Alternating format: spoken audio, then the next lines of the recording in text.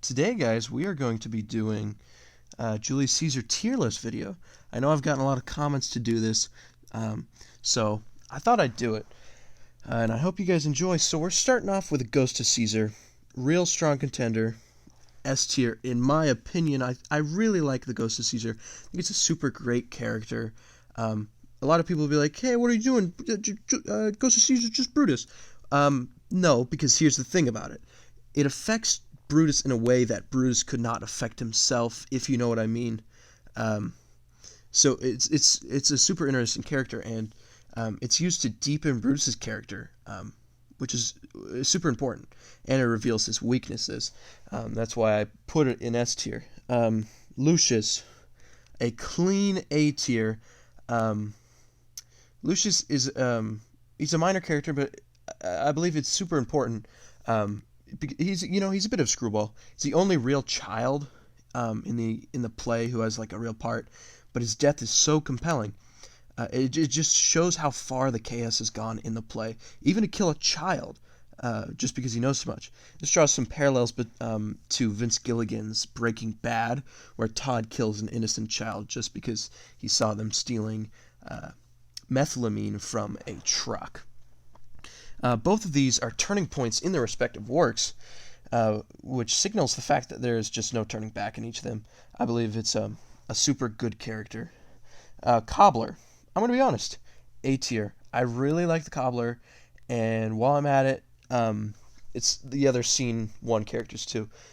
Comedy, super important. I really like comedy, even in a tragedy. I think it's essential, especially to Shakespeare plays. Lighten the mood at the beginning. It's not too serious. Flavius.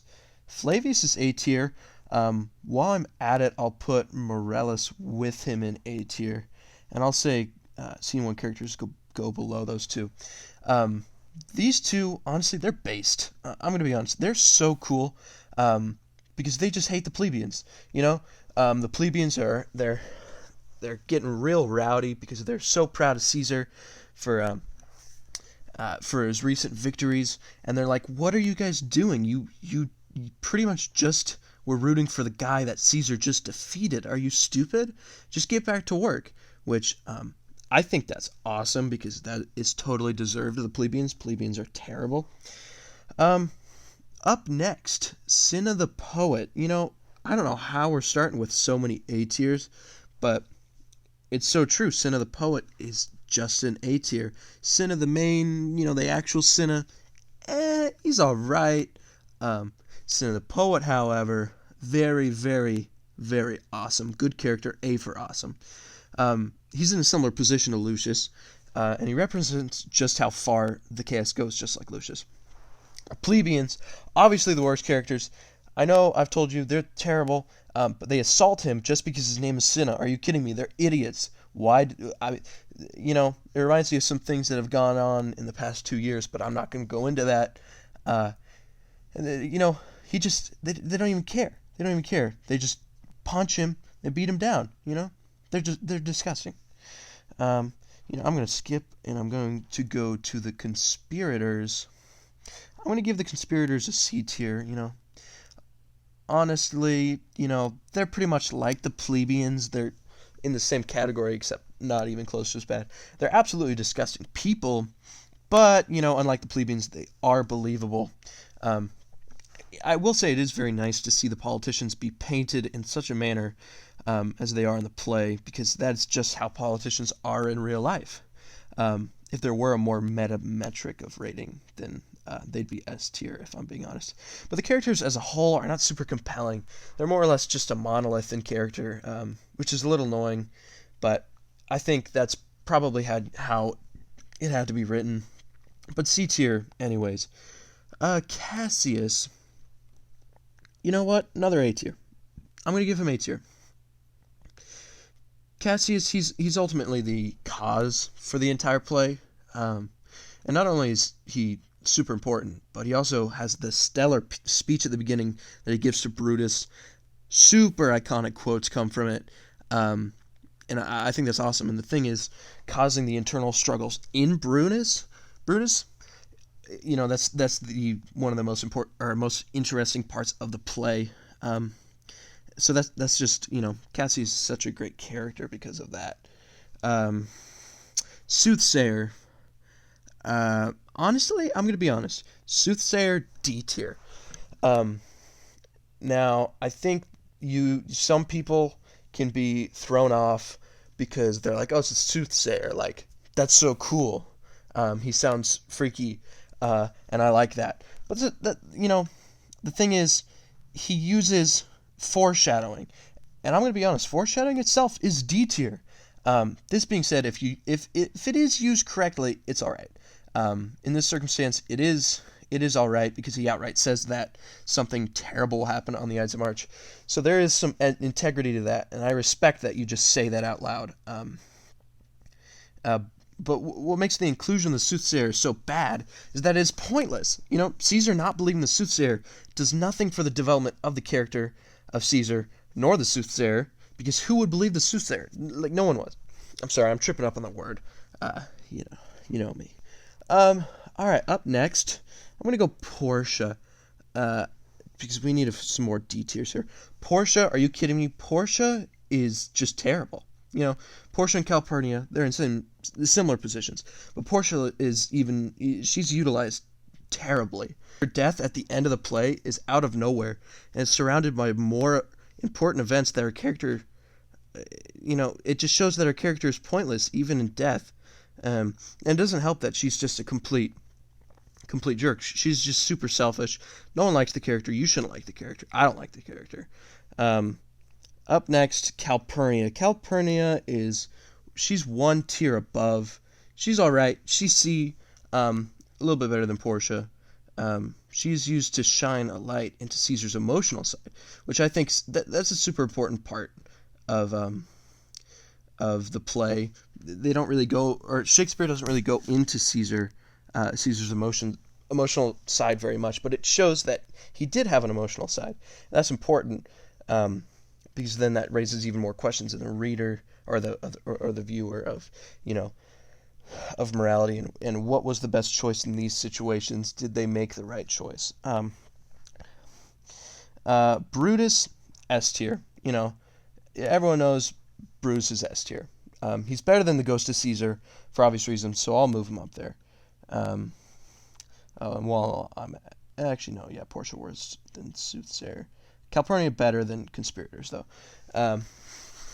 Brutus is better than Ghost of Caesar. He very well may be the most compelling character in the play. And I'd say the depth of his struggles within himself are fleshed out, and they're really realistic. That's why he's S tier.